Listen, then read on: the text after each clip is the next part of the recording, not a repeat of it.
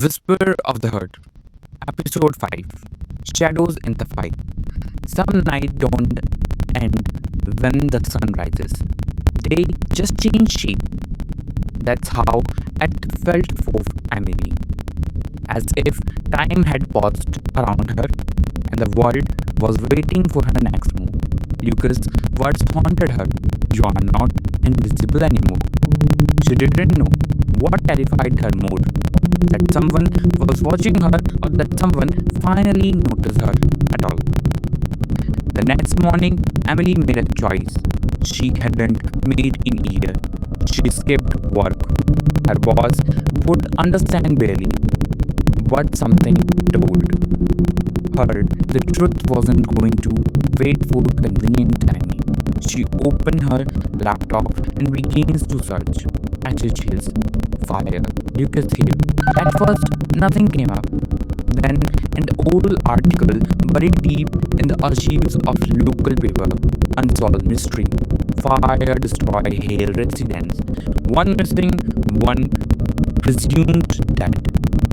She clicked. The article was brief. Lucas Hale, 23, reported missing after a fire engulfed a residence in Ashfield. His brother, Nathan Hale, presumed dead. No bodies recovered, investigation ongoing. No follow-up, no arrest, just silence. But the details stood out. The neighbors quote, they fought a lot, screamed at each other, especially after Nathan found out about the woman Lucas bought in his lives. Emily Fovent. That woman.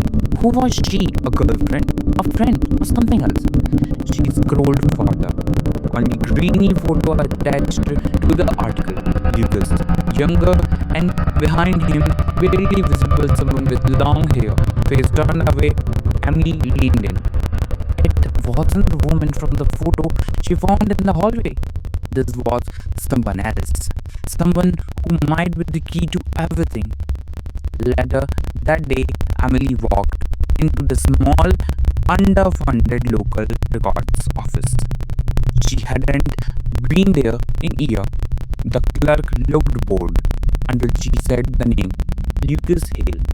The man stated, that name? None. One we hear often. I'm researching an old case of fire. Do you have incident record from Ashfield? He hesitated. You will need clearance or a reason. Emily pulled out the editor ID badge from her publishing company. I'm working on a true crime manuscript in-depth research. It's been 10 years. I'm just connecting dots. The man narrowed his eye, then signed, 10 minutes. He disappeared into the back. Emily's heart pounded. She hadn't told Lucas she was doing this, but the moment she'd been that car outside her window again. Last night, she knew if she waited for answer, they might never come. The man returned with a thin file, barely a dozen paper. Most of it was redacted, but one sentence stood out. Suspect claimed he was framed, brother involved in unknown dealings. Witness later reclaimed. She flipped the pages unnamed. Finally, witness Evelyn S. Rowan. Emily's heart dropped. Rowan? Detective Rowan. The same woman who'd visited Lucas. She wasn't just a detective. She had been there. She was part of the original investigation. And now she was back in Lucas' life. Back in Emily's hallway. As Emily left the record office, she spotted something strange. Across the street, standing to still. Dark coat, sunglass, phone to his ear, but not speaking. She didn't look twice. That night, she heard a knock on her door, not firm, not soft, steady. She opened it slowly. Lucas? His shirt was eyes tired. He looked like he hadn't slept in days. We need to talk, he said. Emily let him in without a word. He He stood in her living room like it was the last safe place on earth.